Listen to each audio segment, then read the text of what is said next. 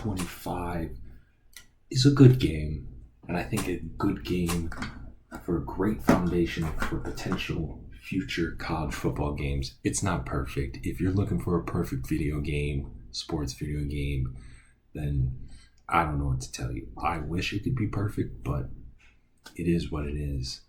I may not be buying College Football 26, which has been confirmed that is going to be here this upcoming summer. But I'm going to do a wish list still of what I hope 26 offers that I think 25 probably should have hit, but I understand that they didn't. But they definitely need to be in 26. So we're going to do the big hitters, and then for me, personal, small ones. The first one. Okay, my biggest thing in terms of in-depth Dynasty, 4 and 5-star recruits need to transfer more. Now I understand Braden Stevens, he's a 4-star. He's waiting behind 2 seniors. Fine. Okay, cool. Makes sense. Peter, he's a 5-star. He's going to kind of compete. Okay, makes sense. Junior Lowe, he's a 4-star. Again, another redshirt freshman. So you got 2 5-stars and a 4-star, and then another 4-star. You're telling me that one of these guys, either one of these, I would probably say more Lowe and Mallory, like they're just going to ride the bench. Stevens and maybe Peter are going to be the ones who, obviously it depends on dev trade and whatnot, but to me, I don't want to see a 5-star like Junior Lowe just ride the bench.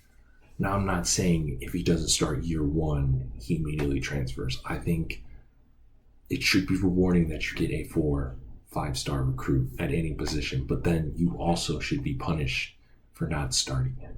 I also understand that some motivations are different. Like, oh, Clemson's a national contender, so yeah, they're going to go to it. But to me, 4 and 5 stars motivations, and most players should be about playing time or some sort of, that's their, the game's saying NIL, because NIL is a big factor. So just say, hey, playing time. Like, hey, I get playing time, I get more money, because obviously I can get more exposure for myself if I'm starting playing in these games and whatnot. So that could be a way for that, but I just think too many 4 or 5 stars are just riding the bench and not transferring at all. Makes no sense in my mind. Just not a big fan of it. Next thing on my board is coordinators getting head coaching jobs. It's realistic. It happens all the time. George Sparks has been my offensive coordinator so far in this series for 3 years. He's had one of the best offenses numbers-wise in the country. Yet, dude hasn't won. Or offered, not won, excuse me. Haven't even offered a head coaching job. My defensive coordinator, who won the assistant, basically the coordinator of the year or the assistant coach of the year, didn't even get a head coaching job. He got a defensive coordinating job at a Power 4 school, which is still kind of an upgrade, but still, I think if your coordinators perform well, your coordinators should become coaches, because that's what happens. Coordinators become coaches. Next big gripe. We are showing my very good quarterback, junior quarterback Braylon Dotson, award tabs. It's on the menu, but I don't see anything. I want to see. Now, it doesn't have to go into super detail, but I will show the comparison of Madden. Just Madden in past years, they've done literally when they won players of the week. Like, hey, week 15, week 16 player of the week. Let me know if, obviously, they don't do conference player of the year or whatnot, but tell me if they're a freshman All-American. Tell me if they're a Pac-12 or conference All-American. And what year? Like, hey, 2025 Pac-12 Conference Player of the Year, Heisman finalist, first team All-American, first team Pac-12 All-American, best running back, give me that. Give me the award data or the awards tabs. Give me data. So then when I look back on their career and just be like, man, look at all the awards that they won. You already have the tab. Why don't you have something? Like, this is Chris McGarrigle for my Eagles franchise in Madden 17. But look at it shows Pro Bowls. Pro Bowls could equal like, hey, he was a 4-time All-American, 2-time All-American. Hey, like Offensive Rookie of the Year. Look at it says Best Quarterback 2018, 19, 20. Be like, oh, he won Best Quarterback in the Nation. He won I forget the Johnny Walker, like, all the QB awards. He won the Heisman finalist, led the nation in passer rating, passing, stuff like that. And what recruiting class he was in. Like, oh, he was a 3-star recruit in the class of this. I think if they add more depth to that in the awards tab, so you kind of see behind, like, the player. You see what they've accomplished and whatnot. One of the medium, but I personally don't like, is the appeal.